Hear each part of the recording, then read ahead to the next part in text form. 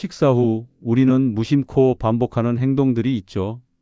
배부르다고 소파에 털썩 눕거나 식탁에 앉은 채로 스마트폰을 들여다보는 것, 혹은 커피 한 잔을 마시며 담배를 쑥 피우는 분들도 계실 거예요. 아니면 건강을 생각한다며 갑자기 격한 운동을 시작하는 분들도 있고요. 혹시 여러분은 어떤 행동을 하시나요? 소파에 눕고 커피를 마시고 스마트폰을 켜는 그 순간 당신의 위장은 고통을 호소하고 있을지도 모릅니다. 혈당은 이미 위험 수치를 향해 쏜살같이 달려가고 있을 수도 있고요. 안녕하세요. 시니어링입니다. 저는 40년이 넘는 시간 동안 내과 진료를 해온 건강 전문의 박정수입니다. 그동안 수천 명의 환자분들을 만나면서 한 가지 확신하게 된 사실이 있어요. 건강은 그저 거창하고 어려운 치료에만 있는 것이 아니라 우리가 매일 실천하는 아주 작은 습관 하나에서 시작된다는 것이죠. 오늘은 제가 직접 진료했던 환자분들의 생생한 사례들을 바탕으로 식사 후에 절대 해서는 안 되는 행동 5가지가 우리 몸을 어떻게 병들게 하고 질병으로 이어지는지, 그리고 더 나아가 여러분의 소중한 수명을 지키는 황금 루틴은 무엇인지 아주 쉽고 재미있게, 하지만 매우 중요하게 차근차근 알려드리겠습니다. 먼저 제 기억에 선명하게 남아있는 환자 한 분이 계세요. 60대 중반의 남성 환자분이셨는데요. 평소에는 건강하셨고 등산도 정말 자주 다니셨던 분이셨습니다. 그런데 어느 날 갑자기 심한 속쓰림과 가슴 통증을 호소하며 병원에 내원하셨어요. 검사 결과는 다름 아닌 역류성 식도염이었습니다. 원인을 찾아보니 바로 식사 후에 곧바로 눕는 습관이 문제였습니다. 식사 후에 눕는 행동은 위에 있던 음식물과 위산이 식도로 거꾸로 역류하면서 식도 점막을 심하게 자극하고 염증을 유발합니다. 이런 현상이 반복되면 만성 식도염으로 발전하게 되고 심한 경우에는 식도암까지 진행될 수 있는 무서운 결과를 초래할 수 있습니다.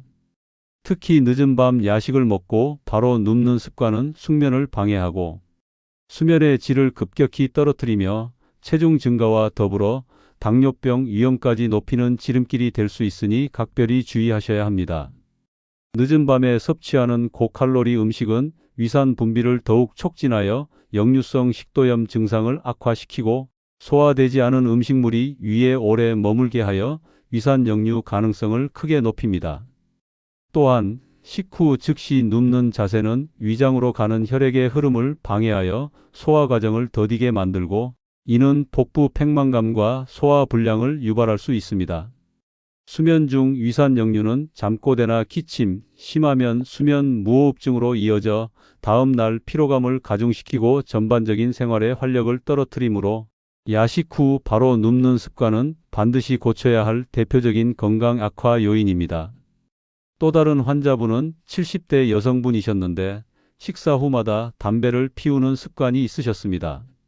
흔히 식후땡이라는 말처럼 식사 후에 담배를 피우면 소화가 더 잘 된다고 굳게 믿고 계셨죠. 하지만 안타깝게도 실제로는 담배 속 유해 성분 흡수율이 식후에 무려 2배 이상이나 증가합니다. 식사 후에는 혈액순환이 위장으로 집중되는데 이때 담배를 피우면 니코틴을 비롯한 각종 유해 물질이 혈액을 타고 전신으로 더 빠르게 퍼져나가 심각한 악영향을 미치게 됩니다. 그분은 결국 위염과 위궤양으로 오랫동안 고생하셨고 위내시경 검사에서는 위 점막 손상이 심각하게 나타났습니다. 흡연은 혈관을 수축시키고 혈압을 비정상적으로 상승시켜 뇌졸중과 심근경색과 같은 치명적인 심혈관 질환의 주요 원인이 되므로 식후 흡연은 절대 금물입니다. 특히 식후 흡연은 구강 건강에도 치명적입니다. 침 분비를 감소시켜 구강 내 세균 번식을 촉진하고 잇몸 질환을 악화시킬 뿐만 아니라 구강암 발생 위험까지 높일 수 있습니다. 또한 담배 연기가 직접적으로 닿는 식도와 위 점막에 지속적인 자극을 주어 염증을 유발하고 암 발생률을 증가시키는 주요 원인이 됩니다. 이러한 이유들로 인해 식사 후 담배 한 개비는 평소보다 훨씬 더 강한 독이 되어 우리 몸을 서서히 망가뜨리므로 소화를 돕는다는 잘못된 상식은 이제 버리고 식후 흡연 습관을 과감히 끊어내야 합니다. 다음으로 기억나는 분은 50대 초반의 여성 환자분이셨습니다. 이분은 식사 후에 바로 격렬한 운동을 하셨는데요.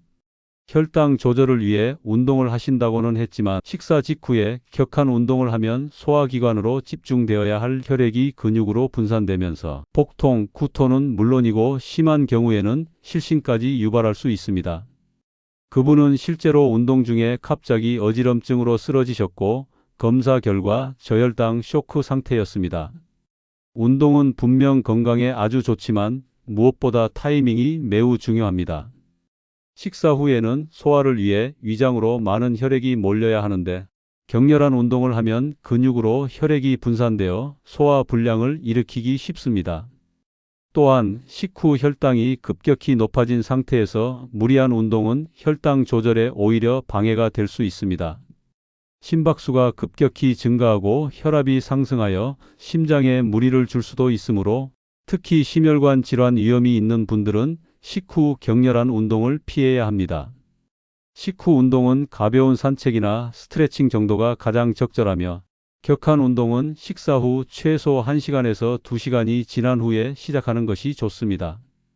이처럼 적절한 운동 시간과 강도를 조절하는 것이 건강한 생활 습관을 유지하는 데 매우 중요합니다. 이 외에도 식사 후에 카페인을 과도하게 섭취하거나 스마트폰에 푹 빠져드는 습관 또한 건강에 나쁜 영향을 미칩니다. 카페인은 위산 분비를 자극하여 속쓰림과 위장 장애를 유발할 수 있으며 철분 흡수를 방해하여 빈혈 위험을 높이기도 합니다. 특히 여성, 성장기 청소년, 그리고 노년층은 카페인 섭취에 더욱 각별히 주의해야 합니다. 여성의 경우 카페인이 칼슘 흡수를 방해하여 골다공증 위험을 높일 수 있고 성장기 청소년은 숙면을 방해하고 성장에 필요한 영양소 흡수를 저해할 수 있습니다. 노년층은 카페인에 대한 민감도가 높아져 불면증, 불안, 심장 두근거림 등의 부작용이 나타날 가능성이 높습니다. 식후에는 따뜻한 물이나 속을 편안하게 해주는 허브차가 훨씬 더 몸에 이롭습니다. 허브차는 소화를 돕고 심신을 안정시키는 효과가 있어 식후 부담을 줄여주는 좋은 대안이 될 수 있습니다. 스마트폰에 집중하는 습관은 뇌가 외부 자극에 과도하게 몰입하면서 소화 신호를 제대로 인식하지 못하게 만듭니다. 식사를 마쳤음에도 뇌가 스마트폰의 정보에 집중하느라 포만감을 제대로 느끼지 못하게 되어 과식으로 이어질 위험이 커집니다. 또한 고정된 자세로 장시간 스마트폰을 사용하면 소화 불량은 물론이고 거북목이나 손목터널 증후군, 그리고 눈의 피로까지 겹쳐져 전신 건강에 악영향을 미치게 됩니다. 이는 혈액순환을 방해하고 근육의 긴장을 유발하여 신체의 정상적인 기능을 저해합니다. 식후에는 자극적인 환경을 줄이고 몸과 마음을 편안하게 안정시키는 시간이 필요합니다. 잠시 스마트폰을 내려놓고 편안한 휴식을 취하며 소화 과정을 돕는 것이 중요합니다. 그렇다면 식사 후에는 어떤 행동을 하는 것이 우리 몸에 이로울까요? 제가 환자분들에게 가장 많이 권하는 황금 루틴은 다음과 같습니다. 첫째, 식후 10분에서 30분 정도 천천히 걷기입니다. 가벼운 산책은 소화를 촉진하고 혈당을 안정시키며 기분 전환에도 매우 효과적입니다. 식사 후 걷기는 위장 운동을 부드럽게 활성화하여 음식물 이동을 돕고 소화효소 분비를 촉진합니다. 특히 당뇨병 환자분들에게는 식후 혈당이 급격하게 오르는 혈당 스파이크를 줄이는 데 가장 중요한 핵심 습관이 될 수 있습니다. 걷기는 근육을 사용하며 혈액 속 포도당을 에너지원으로 활용하게 하여 혈당 수치를 낮추는 데 기여하기 때문입니다. 하루에 단 10분이라도 식후 산책을 습관화하는 것이 건강관리의 첫걸음이 될 수 있습니다. 둘째, 따뜻한 물 한 잔 마시기입니다. 차가운 물은 위장에 부담을 줄 수 있지만 따뜻한 물은 소화효소의 활동을 활발하게 돕고 위장 운동을 촉진하여 소화를 원활하게 합니다. 따뜻한 물은 음식물과 섞여 소화가 잘 되도록 돕고 위장의 부담을 줄여줍니다. 또한 몸의 신진대사를 원활하게 하여 노폐물 배출에도 도움을 줍니다. 특히 식후에 따뜻한 물을 마시는 습관은 위장의 온도를 적정하게 유지하여 소화 기능을 최적화하고 속쓰림이나 더부룩함을 완화하는 데 효과적입니다.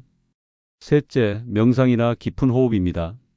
식후 5분 정도 조용히 눈을 감고 편안하게 호흡을 조절하면 스트레스 호르몬이 감소하고 우리 몸이 포만감을 제대로 인식하게 됩니다. 이는 과식을 방지하고 정신적인 안정에도 큰 도움이 됩니다. 명상은 부교감 신경을 활성화하여 소화 기능을 돕고 마음의 평화를 가져다 줍니다. 깊은 호흡은 복부를 자극하여 장운동을 촉진하고 긴장된 몸을 이완시켜 소화 과정을 더욱 원활하게 합니다. 식사 후 잠시 모든 것을 내려놓고 오직 자신의 호흡에 집중하는 시간은 몸과 마음에 진정한 휴식을 선사할 것입니다. 넷째, 좌우로 몸을 부드럽게 풀어주기입니다. 가벼운 스트레칭이나 부드러운 복부 마사지 혹은 허리 돌리기와 같은 간단한 움직임은 장운동을 촉진하고 식후에 느껴질 수 있는 복부 팽만감을 줄여줍니다. 이러한 가벼운 움직임은 소화기관 주변의 혈액순환을 개선하고 가스 배출을 도와 소화불량 증상을 완화하는 데 효과적입니다. 앉아서 할 수 있는 간단한 스트레칭이나 서서 할 수 있는 가벼운 허리 돌리기는 특별한 장비 없이도 언제 어디서든 실천할 수 있어 매우 실용적입니다. 다섯째, 식사 일기 쓰기입니다. 자신이 무엇을 먹었고 어떤 시간에 먹었는지 기록하면 식습관을 객관적으로 점검하고 과식이나 편식 습관을 개선하는 데 큰 도움이 됩니다. 식사 일기는 단순히 먹은 것을 기록하는 것을 넘어 자신의 식사 패턴과 신체 반응을 연결지어 이해하는 중요한 도구입니다. 예를 들어 특정 음식을 먹은 후 소화가 잘 안 되거나 속이 불편했다면 다음번에는 그 음식을 피하거나 양을 조절하는 데 참고할 수 있습니다. 또한 식사 일기를 통해 불규칙한 식사 시간이나 영양 불균형을 파악하고 식단으로 개선해 나가는 데 효과적인 길잡이가 될 수 있습니다. 이 루틴들은 결코 복잡하거나 어렵지 않습니다. 매일 꾸준히 실천한다면 누구나 쉽게 건강한 습관을 만들 수 있습니다. 하지만 꾸준히 실천하면 위장 건강은 물론 혈관, 뇌, 그리고 심장까지 전신 건강을 효과적으로 보호할 수 있습니다. 우리의 몸은 작은 변화에도 민감하게 반응하며 스스로 치유하는 능력을 가지고 있습니다. 이 황금 루틴들을 통해 여러분의 몸이 최상의 상태를 유지하도록 도와주세요. 실제로 국내 건강 통계에 따르면 당뇨병 환자 중 30% 이상이 자신이 환자인 줄도 모르고 지내고 있으며 뇌졸중은 연간 11만 건 이상 발생하며 사망 원인 4위를 차지할 정도로 심각한 질환입니다. 고혈압, 고지혈증 등 만성질환 유병률 또한 꾸준히 증가하고 있으며 이들 질환은 모두 식습관 및 생활습관과 밀접한 관련이 있습니다. 이 모든 질환의 공통된 원인은 바로 잘못된 생활습관과 식후 행동에서 비롯됩니다. 잘못된 습관은 마치 도미노처럼 연결되어 우리 몸의 균형을 무너뜨리고 질병으로 이어지기 쉽습니다. 제가 진료했던 환자 중에는 식사 후 행동을 바꾸고 나서 혈압약을 끊고 혈당이 정상으로 돌아온 놀라운 사례도 있습니다. 그분은 식사 후에 가볍게 걷고 따뜻한 물을 마시는 습관만으로 3개월 만에 당화 혈색소 수치가 6.5에서 5.8로 개선되었습니다. 이는 당뇨 전 단계에서 정상 수치로 회복된 놀라운 결과이며 생활 습관 개선만으로도 얼마나 큰 변화를 이끌어낼 수 있는지 보여주는 명확한 사례입니다. 또 한 분은 식사 후 스마트폰 대신 명상과 식사 일기를 쓰는 습관을 들이면서 과식이 현저히 줄고 체중이 6kg이나 감소했습니다. 그 결과 고지혈증 약을 중단할 수 있었고 수면의 질도 눈에 띄게 좋아졌습니다. 체중 감량은 물론 심혈관 건강까지 개선된 것이죠. 이처럼 작은 습관의 변화가 전반적인 삶의 질을 향상시키는데 얼마나 큰 영향을 미치는지 알 수 있습니다. 이처럼 식사 후에 아주 작은 행동 하나가 당신의 건강을 완전히 바꾸고 나아가 당신의 삶까지 바꿀 수 있습니다. 건강은 은행 잔고와 같아서 꾸준히 좋은 습관을 저축해야 합니다. 오늘부터 단 하나의 습관만이라도 바꿔보세요. 식후에 무심코 눕는 대신 가볍게 걷는 것, 담배 대신 따뜻한 물을 마시는 것, 스마트폰 대신 잠시 눈을 감고 명상을 하는 것. 이 작은 변화가 쌓여 여러분의 건강을 지키는 튼튼한 방패가 될 것입니다. 지금부터가 진짜 시작입니다. 시니어링은 언제나 여러분들의 건강한 삶과 그 실천을 응원합니다.